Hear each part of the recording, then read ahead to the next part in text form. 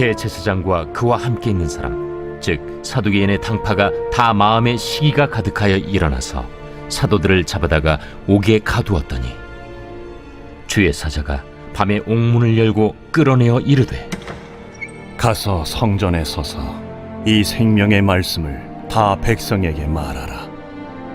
그들이 듣고 새벽에 성전에 들어가서 가르치더니 대제사장과 그와 함께 있는 사람들이 와서 공회와 이스라엘 족속의 원로들을 다 모으고 사람을 옥에 보내어 사도들을 잡아오라니, 부하들이 가서 옥에서 사도들을 보지 못하고 돌아와 우리가 보니 옥은 든든하게 잠기고 지키는 사람들이 문에 서 있으되 문을 열고 본즉 그 안에는 한 사람도 없더이다.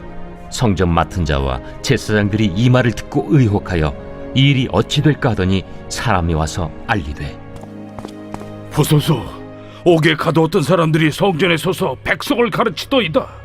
성전 맡은 자가 부하들과 같이 가서 그들을 잡아왔으나 강제로 못함은 백성들이 돌로 칠까 두려워함이더라.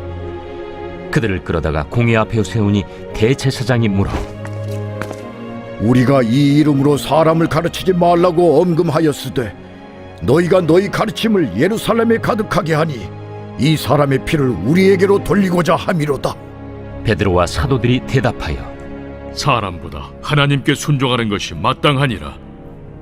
너희가 나무에 달아 죽인 예수를 우리 조상의 하나님이 살리시고 이스라엘에게 회개함과 죄사함을 주시려고 그를 오른손으로 높이사 임금과 구주로 삼으셨느니라. 우리는 이 일의 증인이요 하나님이 자기에게 순종하는 사람들에게 주신 성령도 그러하니라.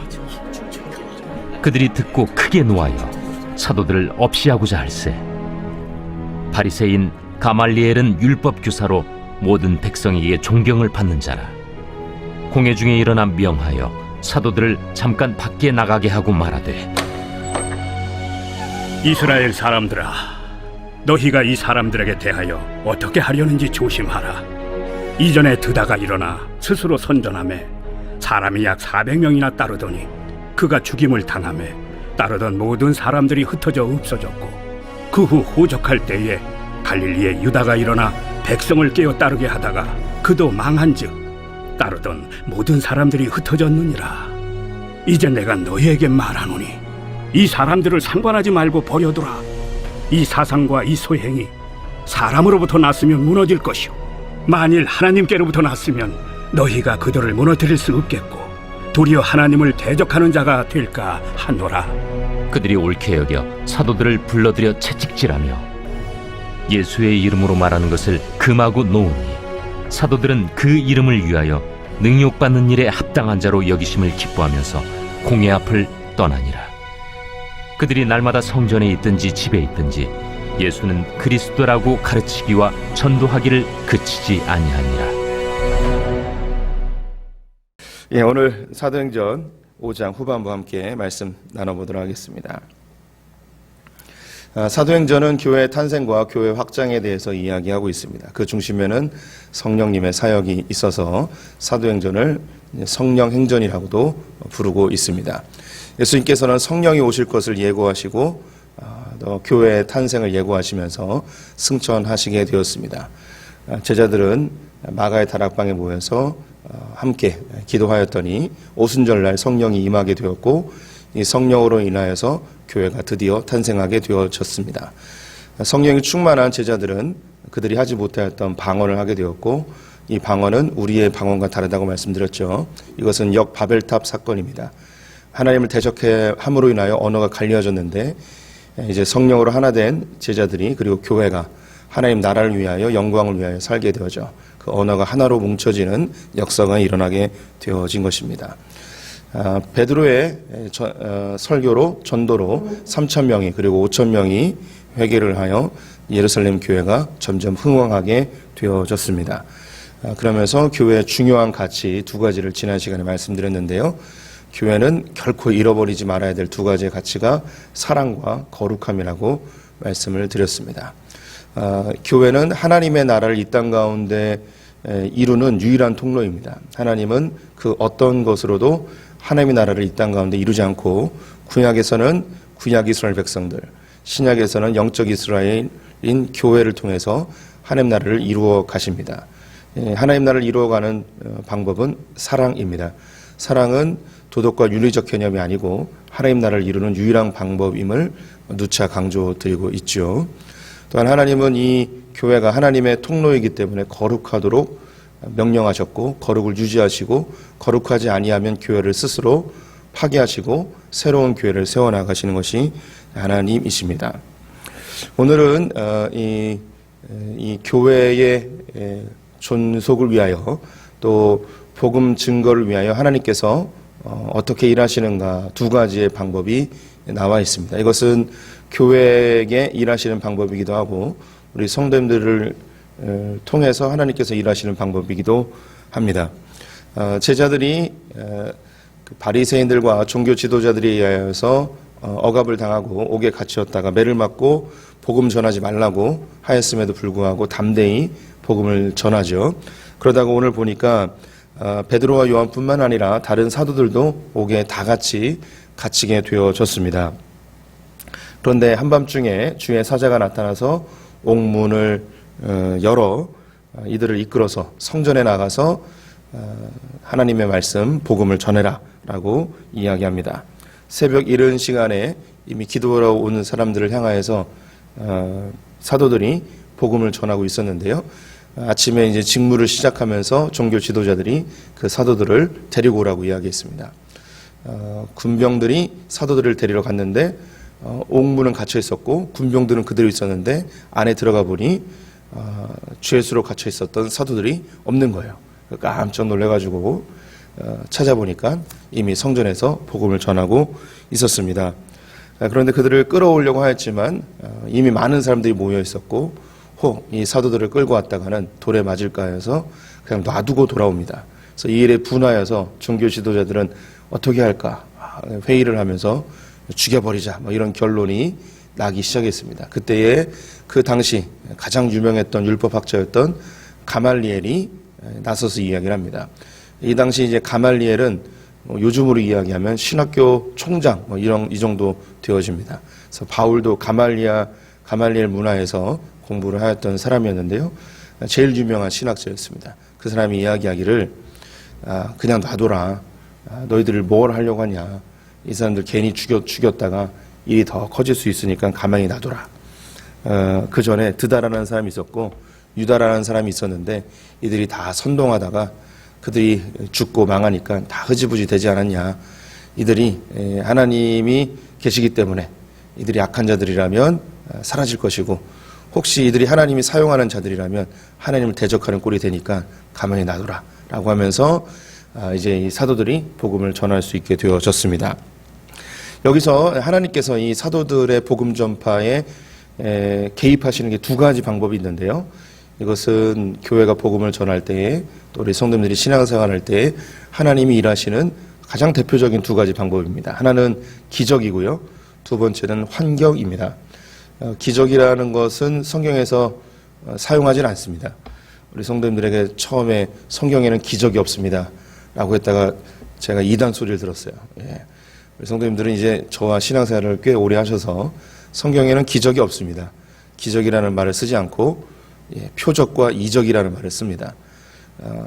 표적과 이적이라는 말을 우리 믿음의 선배들이 사용한 이유는 성경에 나오는 모든 우리 초자연적인 기적적 현상은 하나님의 목적과 계획 속에서 일어나는 겁니다. 이것이 우리가 원하면 로또 번호가 당첨되고 내가 원하는 일이 이루어지고 내 힘으로는 안 되는 게 이루어지는 뭐 이런 기적 이런 게 아닙니다. 구약에 일어난 모든 표적은 예수 그리스도의 탄생을 예비하고 준비하는 것들입니다.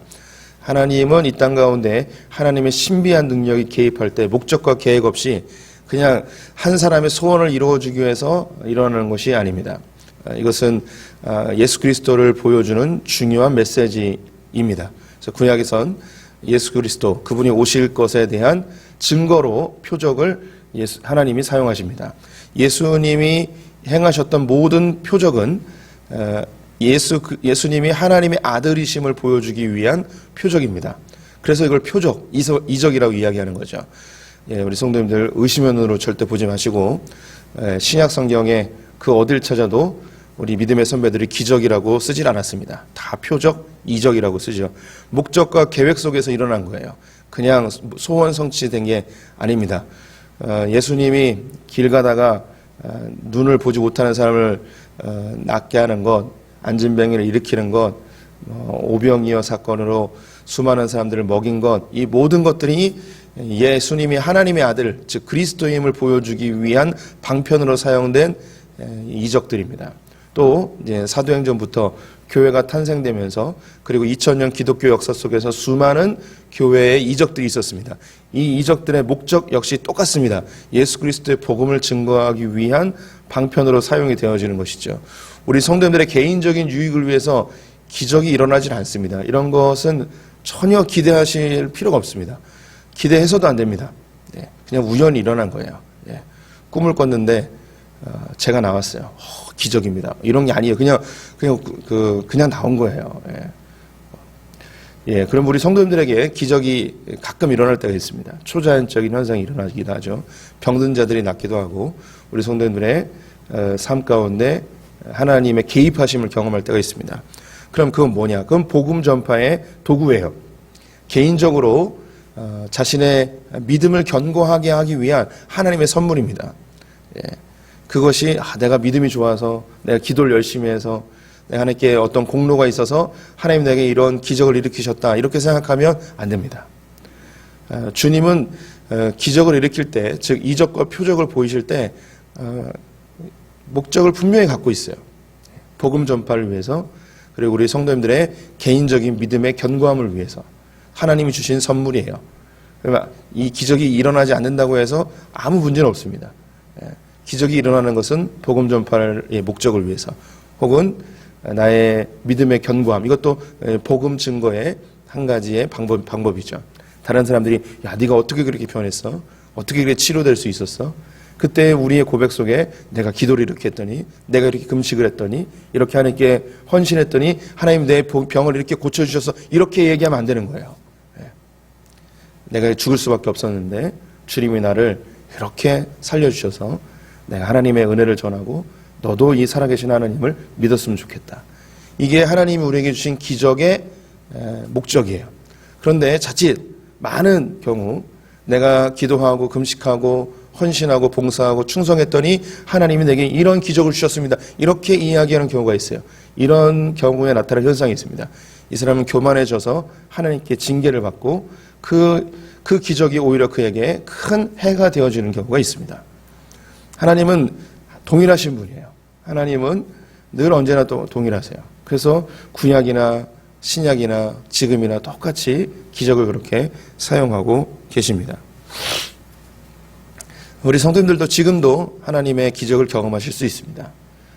복음 증거에 동참하신다면 생생하게 주님의 기적을 경험하실 수 있죠. 우리 교회는 임직을 위해서 이제 BBC라는 훈련 과정을 꼭 겪게 되는데요. 훈련의 마지막 단계가 전도 여행입니다. 해외로도 가지만 대부분 이제 국내 전도를 하죠. 2박 3일 합니다. 목적지도 정해져 있지 않고 가는 방법도 정하지 않고 주님의 인도하심을 따라갑니다. 잘 곳도 정하지 않고 그냥 무작정 가는 거죠. 그런데 지금까지 저희가 10개가 넘는 팀을 보냈지만 한 팀도 길거리에서 잔 적이 없었습니다. 그리고 이 전도팀들은 하나님께 기도하면서 주님의 음성을 들으며 하나하나 찾아가다 보면 놀랍게도 그 팀원들이 하나씩 보여진 하나님의 그 조각들이 딱 맞춰진 한 장소에서 함께 잠을 자는 경우가 있죠. 지난 팀이 그 양양으로 가게 됐는데 그냥 양양에 도착해서 기도했더니 팀들에게 하나님이 몇 가지의 메시지를 보여주셨어요. 파란색 지붕, 민물과 썰물이 만나는 곳, 초등학교 앞, 몇 가지의 이런 조각들을 보여주셨습니다. 그래서 사람들에게 혹시 이 동네에 밀물과 썰물이 만나는 곳이 어디 있습니까? 그래서 저쯤 가보라고 그랬어요. 밀물과 썰물이 만난 곳에 갔어요. 갔는데 가봤더니 그 앞에 초등학교가 있는 거예요. 그래서 초등학교에 가서 눈을 돌아보니 저 위에 파란색 지붕에 교회가 있는 거예요. 그 파란색 지붕의 교회에 가서 이제 거기서 이제 사역을 하게 되었죠. 근데 그 팀은 그 전에 이미 또 다른 전도팀을 받았어요. 그 팀이 사전 작업을 했는데 그들은 돌아갔어야 돼요. 근데 일손이 모자란 거예요. 누가 좀 와가지고 이 나머지 일을 좀 해줬으면 좋겠다. 그때 그 교회는 동네 작은 도서관을 만들고 있었어요. 이걸 좀 도와줬으면 좋겠다라고 생각했는데 우리 팀이 딱 간 거예요. 그래서 그 일을 다 마무리해주고 돌아오게 되어졌죠. 그래서 지금도 그 교회를 돕고 있습니다. 코로나만 아니면 1년에 한 차례씩 가서 또 도와주고 줘야 되는데 이 안타까움이 있죠. 저도 이제 작년에 그 교회를 가서 저랑 나이가 동갑이시더라고요, 목사님이. 참 귀하시더라고요. 이 시골 교회에 아버지가 하시던 교회인데 아버지가 이제 돌아가시고 이제 교회를 맡을 사람이 없어가지고 그 아들 목사님이 젊은 나이에 그 시골에 노인들만 20여 명 모여 있는 그 교회 누가 가겠습니까? 근데 가셔서 사모님과 함께 열심히 교회를 사역하시더라고요. 그래서 가서 같이 교제하고 식사하고 그랬었는데 이런 하나님의 인도하심, 복음을 증거하기 위한 과정 속에 하나님의 정말 초자연적인 그런 인도하심이 지금도 있습니다. 언제 일어나는가? 우리가 복음을 증거할 때, 복음을 전하기 위해서 우리가 애쓸 때 하나님이 도와주세요. 하나님이 우리의 삶에 표적과 이적을 행하시는 이유는 하나님의 복음 전파를 위해서만 일어납니다. 우리 성도님들 개인의 삶에서 하나님의 기적을 경험했다면 그 기적은 내 공로나 내가 잘나서 일어난 일이 아니에요. 이 일을 통해서 하나님이 목적을 가지고 하나님의 복음을 전하기를 원하시기 때문입니다. 오늘 이제 두 번째 하나님이 일하시는 것이 뭐냐면 환경입니다. 제자들은 어떤 일이 일어나는지 모르고 있었어요. 그런데 제자들과 아무 상관없이 이 종교 지도자들 안에서 회의가 일어났고 그 가운데 가말리엘이라는 율법 교사를 통해서 사도들을 잡아 죽이려고 했던 그 계획이 다 물거품으로 돌아가게 되었습니다. 하나님이 가말리엘의 입을 통하여서 그 일을 막아주신 것이죠. 사도들은 아무것도 몰랐습니다. 나중에 어떤 통로를 통하여서 알았겠죠. 이 가운데는 니고데모도 있었을 수 있고 또 아리마대 요셉이 이 가운데 있었을 수도 있습니다. 그리고 이 현장에 있었던 사람들 중에 회심하여서 그리스도의 제자가 된 사람들도 있었겠죠. 그 당시에는 어떤 일이 벌어지는지 제자들은 전혀 몰랐습니다. 시간이 지나서야 하나님이 그때 우리가 죽을 수도 있었는데 이렇게 막아주셨구나, 환경 속에서 주님이 일하셨구나 라고 고백을 하겠죠. 이와 똑같은 일이 구약에 하나 일어나게 되는데요. 이스라엘 백성들이 가나안 땅을 향해 가면서 마지막 광야의 이제 정착지였던 모압 평지에 진을 치고 있었습니다. 그때에 이 아모리 사람들을 다 물리치자 모압의 왕이었던 발락이 두려워서 유브라테스 강에서 활동하던 당시 최고로 유명했던 선지자 점쟁인데요. 발람을 불러옵니다. 그래서 돈을 주고 이스라엘을 저주하라고 합니다. 근데 이 모든 사건은 이스라엘은 전혀 모르는 거예요. 모압에 있는 발락 왕이 은밀하게 진행하고 있었던 것이죠. 근데 이 발람이 3번이나 이스라엘을 저주하려 하였지만 하나님께서 그 저주의 입술을 축복의 입술로 바꿔버리십니다. 이 일은 이스라엘은 모르는 거예요. 그런데 하나님이 막아주고 계셨던 것이죠. 우리 성경 구절 중에 우리가 감당하지 못할 시험은 허락지 아니하시고 시험 당할 즈음에 피할 길을 내신다는 하나님의 말씀이 있습니다. 이게 그 발람의 사건이나 오늘 이 사건이나 똑같습니다. 우리가 감당하지 못할 시험, 이것은 하나님이 막아주시는 거예요. 발람이 이스라엘을 저주할 때 그 입술을 이스라엘은 전혀 모르고 있었는데 하나님께서 발람의 입을 막아버리신 것이죠. 축복의 입으로 하나님이 막아놓고 계셨던 거예요. 오늘 이 종교 지도자들이 사도들을 죽이려 할 때 하나님이 감당하지 못할 시험을 막아놓으신 것이죠. 가말리엘을 통해서 막아놓은 거예요. 이게 우리 성도들의 삶 가운데 일어나고 있습니다. 하나님 왜 날 안 도와주시는가? 하나님이 왜 나를 왜 일하지 아니하시는가? 우리가 지금 눈으로는 보지 못해요. 하나님이 어떻게 일하시는지 우리는 몰라요. 지금 사도들을 위해 일하고 있는데 사도들은 모르고 있었거든요. 모압 평지의 이스라엘 사람들은 하나님이 일하고 있었는데 전혀 모르고 있었어요. 근데 하나님은 이스라엘을 위해서, 사도들을 위해서, 교회를 위해서, 성도들을 위해서 여전히 일하고 있습니다. 내가 알지 못하는 곳에서 일하고 있는 거예요. 나중에서야 주님이 일하시고, 근데 다 지나도 모를 때도 있어요. 천국 가서야 비로소 알게 되는 때도 있죠. 하나님은 우리 성도님들이 감당하지 못할 시험은 허락지 아니하십니다. 막아주고 계세요. 그런데 내 삶 가운데 허락되어진 시험들이 있습니다. 우리가 충분히 감당할 수 있다는 뜻이고, 그 시험을 통해서 피해야 할 길을 내시며 하나님이 날 위해 일하고 계시고 날 도와주시면서, 하나님이 또 이걸 기적이라고도 표현하죠. 일하시면서 경험하면서 내가 믿음이 생기고 주님에 대한 신뢰감이 생기고, 이걸 통하여 복음이 증거되어지는 이런 일이 벌어지는 겁니다. 우리 성도님들의 삶에 하나님은 지금도 일하고 계십니다. 초자연적인 기적의 방법으로도 일하시고, 우리 성도님들이 전혀 느끼지 못하시는 환경 속에서 일하고 계실 때도 있습니다. 또 우리 성도님들이 행해 나가실 때 환경을 바꿔서 일하시기도 하죠. 저는 목회자가 되기 전부터 하나님이 일하시는 아주 중요한 방편으로 환경에 대하여 집중을 많이 하고 있습니다. 제가 저의 삶에 큰 영향을 준 책 중에 하나가 이제 성경 공부 교재인데, 하나님을 경험하는 삶이라는 그런 책이 있습니다. 이 하나님을 경험하는 삶에서 하나님은 우리에게 말씀과 기도와 교회와 환경을 통하여 말씀하신다라는 그런 구절이 나와요. 그때 제가 크게 충격을 먹었습니다.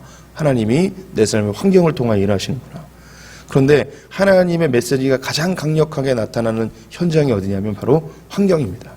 내 환경 속에서 하나님이 나에게 메시지를 수없이 주고 계세요.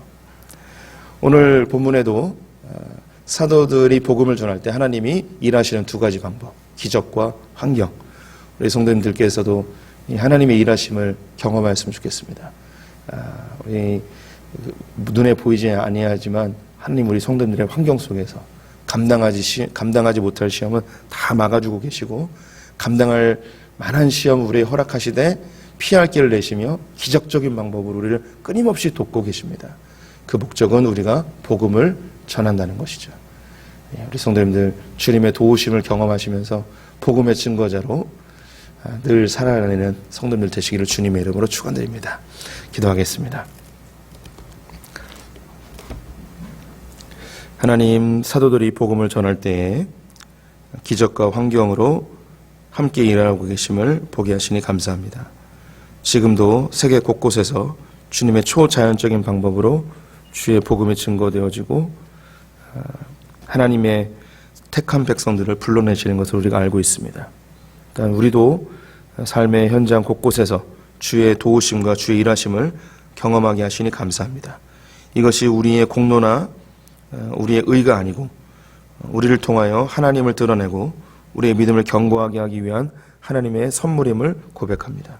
결코 교만해지지 아니하고 주의 일하심을 경험할 때마다 겸손히 주님을 증거하는 자들 되게 하여 주시옵소서. 또한 우리가 감당치 못할 시험은 하나님께서 환경을 통하여 막아주고 계심을 믿습니다. 또 우리가 시험을 당할 즈음에 피할 길을 내시어 하나님의 그 위대한 일에 우리를 여전히 사용하고 계심을 믿습니다. 하나님 감사합니다. 우리 소풍의 성도님들 가운데 주님 끊임없이 일하여 주시옵소서.